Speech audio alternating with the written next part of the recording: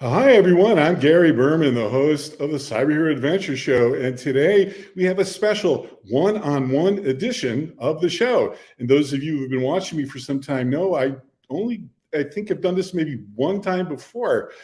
This show is dedicated to Dale Peterson, one of the most outstanding unsung cyber heroes that our industry knows. He's going to talk to us about ICS and his cool conference called S4. It's going to be held in Miami in the first quarter of next year.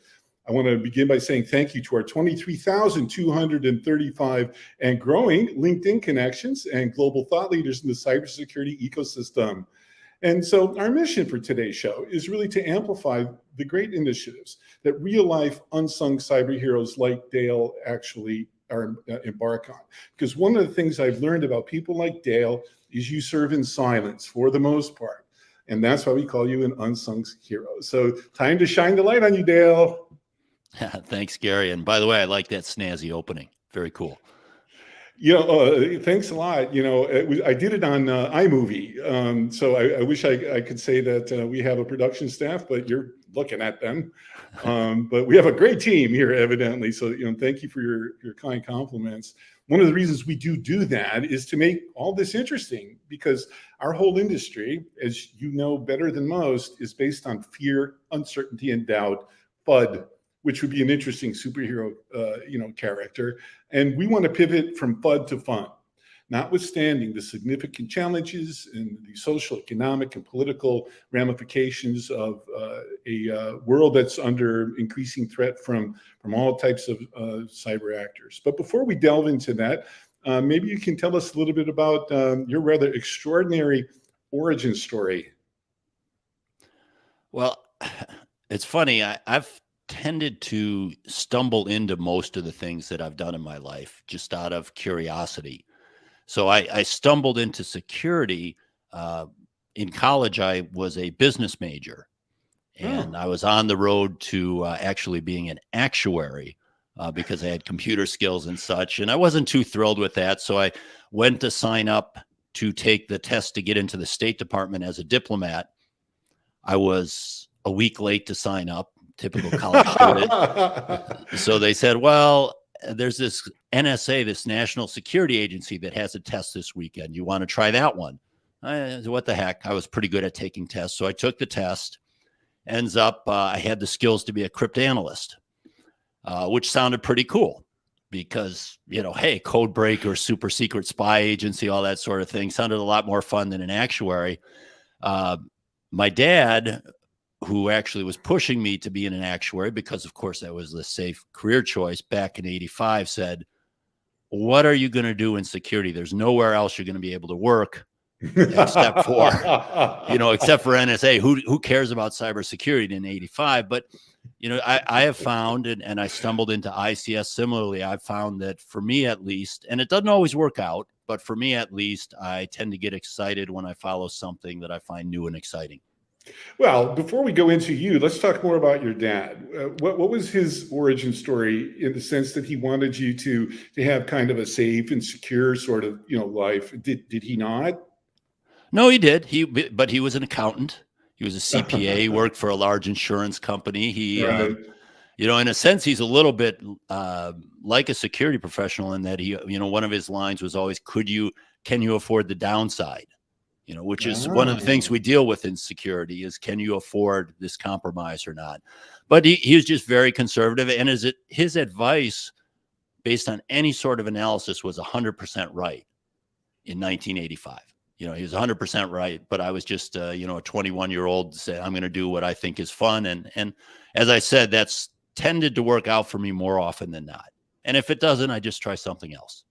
This whole notion of downside and risk, risk assessment is something that's, pervasive and top of mind for everyone in the entire community, and really anyone in ICS, to be sure. What is your assessment of a tolerable level of risk in situation A? Well, this is an area that's finally starting to get a little attention, but I still think it's 1%, 2% of the attention it needs. If you look at Colonial Pipeline, which I'm sure even someone who doesn't follow industrial control systems understands that there's a control system that monitors and runs pipelines around the Right. United States. And when that was shut down, it was impossible to get gas and jet fuel and other things to people. A lot of people, when they looked at this, in fact, that system was never even attacked. The Enterprise was attacked, and they shut down that just to be safe, and also because there were some interdependencies. A lot of people looked at that and they said, what do we need to do so that that can never happen again? And it's not bad to put in more security controls to reduce likelihood. But what we really look at in the control system world, and we need to do more of, is what is the consequence if we do get hacked? Right. And reducing that consequence, because you're never going to get it down to an acceptable level of likelihood. We're people, we have software with mistakes in it. You're never going to get perfection. So if you're talking about a true high consequence event, we spend or should spend more time in our world saying, how do we reduce the consequence if this happens? Well, you're saying a bunch of really important things there. I mean, first of all, I mean, the Colonial Pipeline attack affected people in their pockets, you know, citizens, Sure. such as it is, you know, JBS meat, don't mess with Americans' meat, right? Yeah. Yeah. You know, and so now it seems like it's cybersecurity, maybe even ICS as a subset of that is in the kind of the collective zeitgeist of the world or the United States. Is that a fair assessment? It is. I think it, from a media perspective, it gets a tremendous amount of buzz, right? You know, you talk about knocking out something that affects people's lives, either their power, their water, their ability to get manufactured goods, the supply chain, things of that nature. So it gets a lot of attention. And these systems had just been kind of hidden away for a long time. So people are becoming more aware of them. And that's actually true at the corporate level. At the corporate level, for a long time, these systems just worked with incredible reliability. I mean, they're truly amazing systems if you ever get a chance to see one. The level of automation, what they can accomplish with one or two people running this very complex system is truly amazing. And when it works, and it did for decades and decades without any cyber incidents, then executives tend to think it's okay, but now they're waking up to that risk, and it's getting a lot of attention. Well, we have some breaking news. Around 1 in 3 industrial control systems were targeted by malicious activity in the first half of 2021, with spyware growing that, according to some new data from Kaspersky. Boy, that sure really amplifies what you're saying. 1 in 3. It does, but I'm a little bit of a contrarian on that, because if you actually have your control system properly done, there's no way spyware can get to it. There's no email. There's no internet access. The only way spyware could get in would be if someone walked it in with a USB drive. So a lot of those market studies, you know, they're by vendors trying to sell things, and they're not terribly accurate. There is huge risk. I don't want to downplay the risk, but a lot of times that risk is mischaracterized. And 1 in 3, I actually know that report. Those are systems that Kaspersky is able to monitor, right? Which means those systems are talking to the internet over the cloud, which is very atypical for a well-designed control system. They would never have access to that data. So everything else would be air-gapped, right? I mean, at the very least, or other things. Not air-gapped, but not allowed to communicate with that. So they typically will share information with the corporate network. For example, you know, we talk about the pipeline. Well, they need to say, hey, we moved this much product to these tanks, so you can bill them this much money. Right. So they do pass information, but they don't go out to, you know, again, just to third parties to share information generally.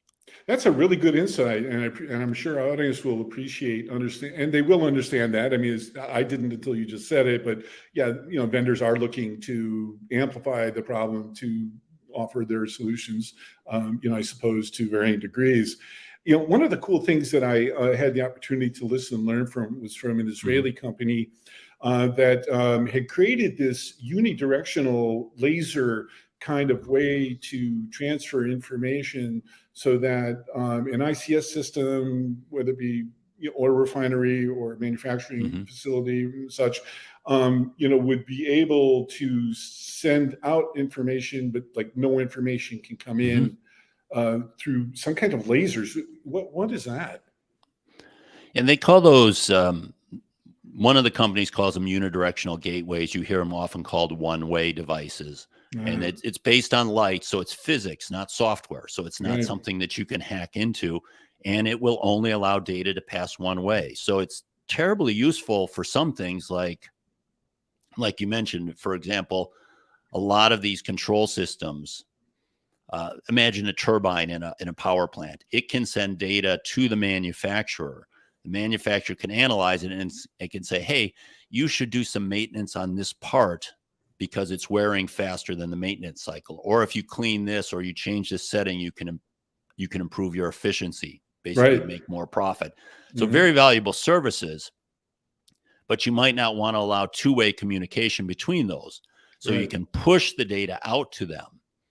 The other area where we see this a lot, I don't know if your listeners are aware of the Triton attack. This was a Saudi Arabia petrochemical system where someone tried to hack the safety system, the things that make it so it doesn't blow up.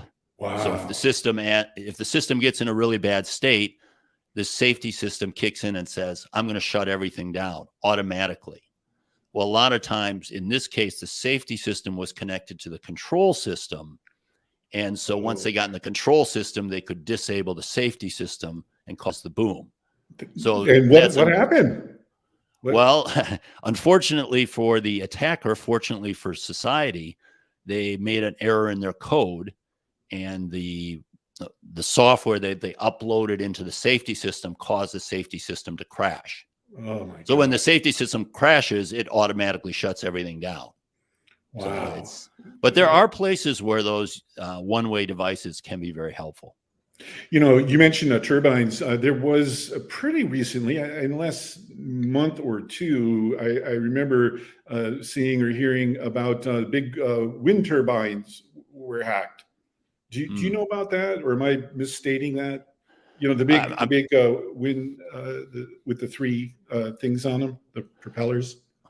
I'm not sure about the specific incident you're talking about, but it would not be a surprise if that were to happen. Yeah, I mean, the thing that's always just sort of driven me crazy about this whole ecosystem, is that you all have to be right every time, and the criminals just have to be right once. It just seems so incredibly unfair. Is there anything to that? I mean, do you think that in your work? I mean, you go like, oh my goodness. I mean, this stuff is just, and it's never going to stop, right? Well, if we do our job right and assume that we are going to get hacked, then it's less true. Okay. Do you remember I think it was earlier this year or last year, I can't time, these days, but the Oldsmar water incident? Yeah, sure. That was here in Florida where I live. They got in through a Teams viewer thing. So they got into the system.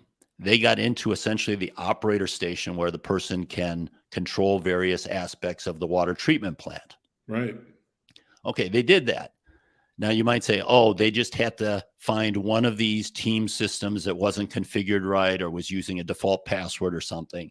Well, not really, because they tried to load a bunch of chemicals into the water. Yeah, phosphorus. I don't remember the exact chemical, but I'll, whatever you say it is.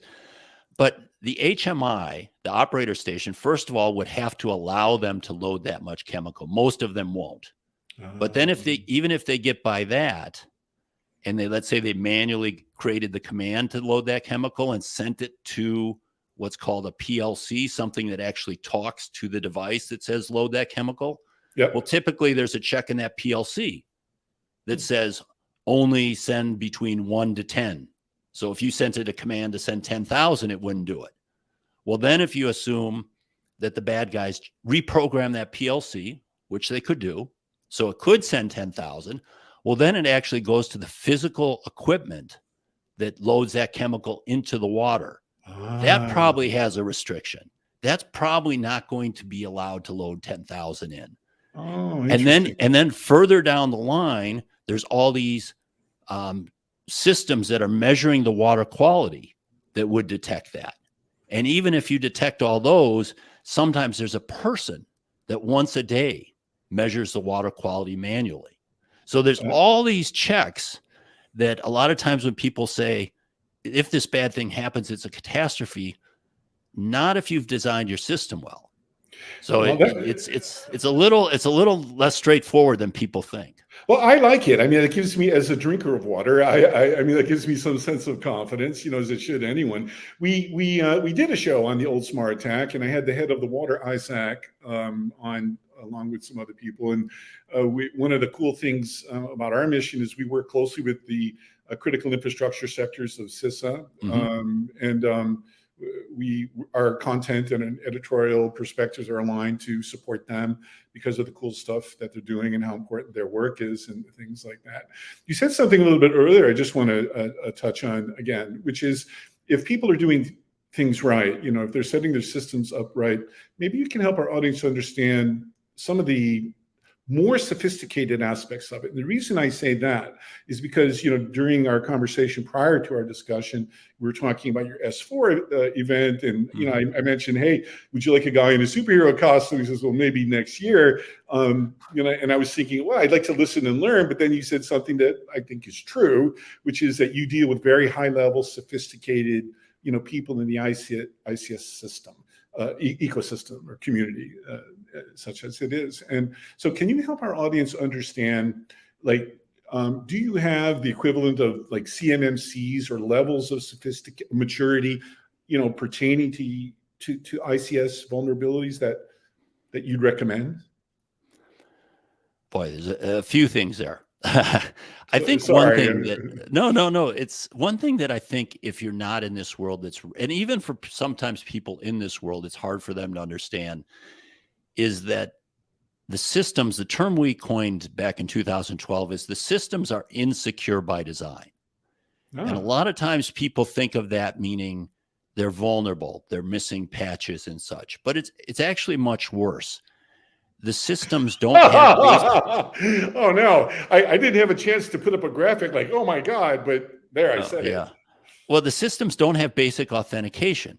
So in that Oldsmar example, if you want to send a command to load this much chemicals, you just need to understand the protocol and send the command. And How the can device that will say, well, it's classic. They didn't think it was an issue back when they were developed in the 90s and earlier. So they just don't have it. Wow. So Once no you multi-factor authentication, nothing like that? Well, to get in, so you've got this people, the way you do it is you harden the perimeter, right? So you have two-factor authentication on remote access, you have a hardened perimeter.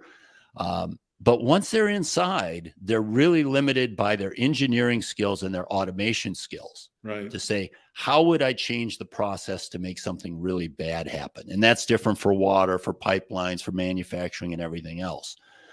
So when you talk about sophisticated attacks, most of the sophistication of the attacks in the ICS space, and you can look at Stuxnet as a great example of this, have to do with how they change the process, not how they hack into the system. Once access equals compromise, basically, in ICS.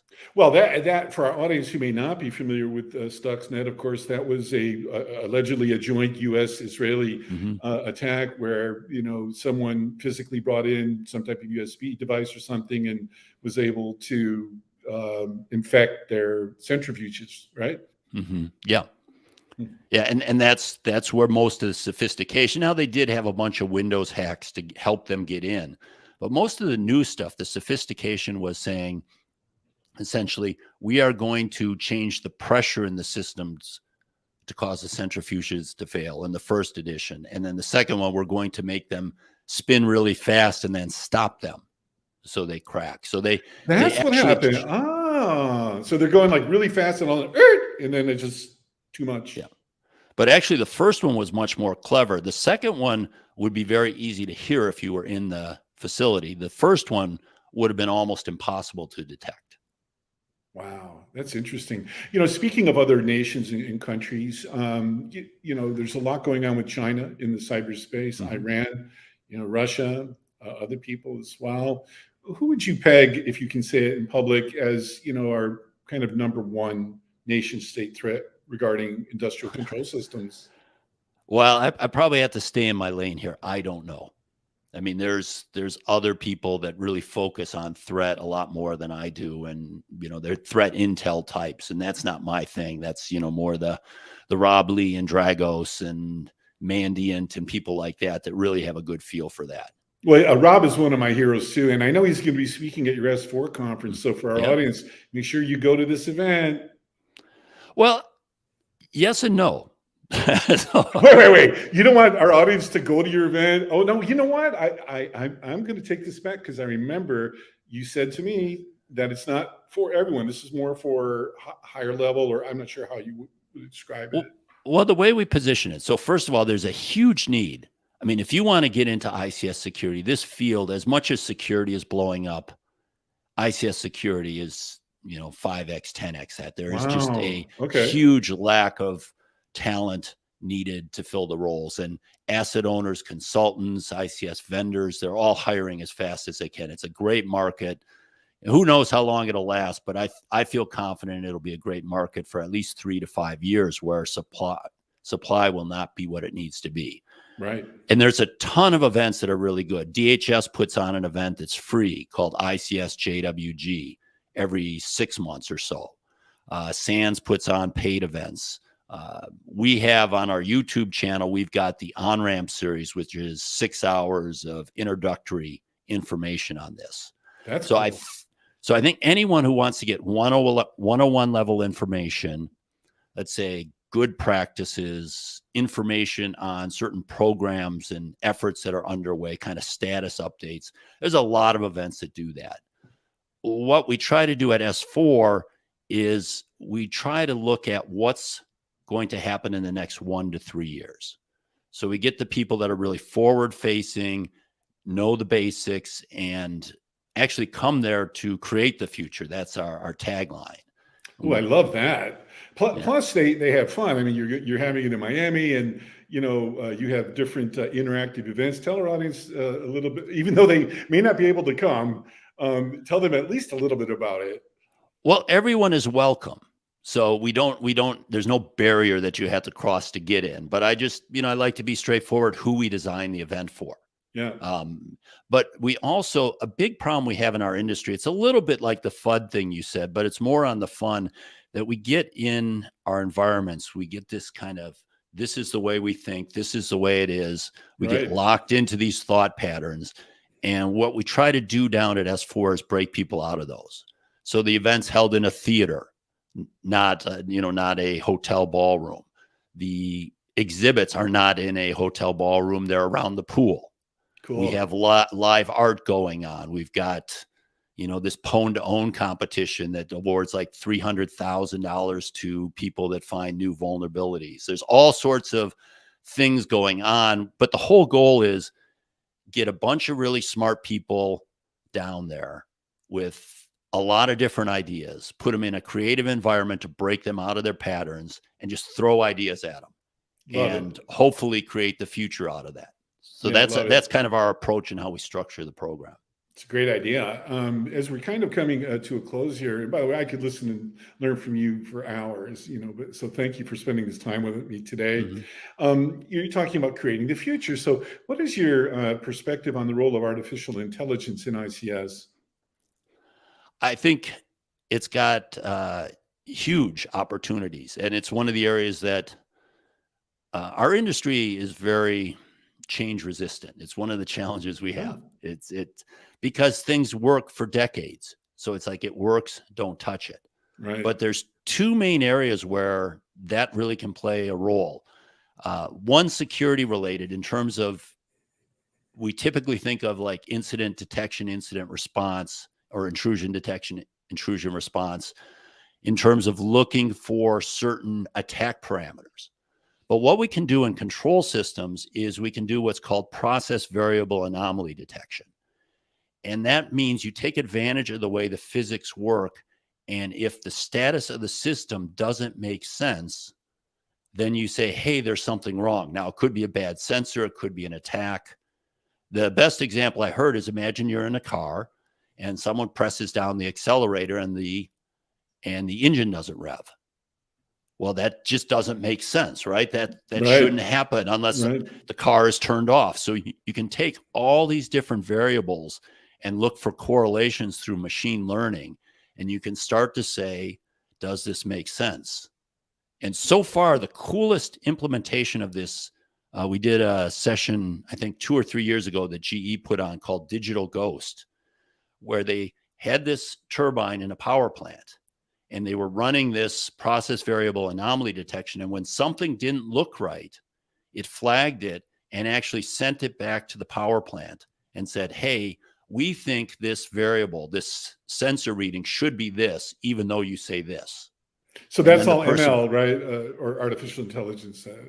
Yeah. Cool. Yeah. To identify those correlations and say, you don't even need to know the physics behind it. You can just say, I know when this and this are going up, this should go down, or something like that. Indeed. What is the capital structure within ICS, cybersecurity, or, how's all that going?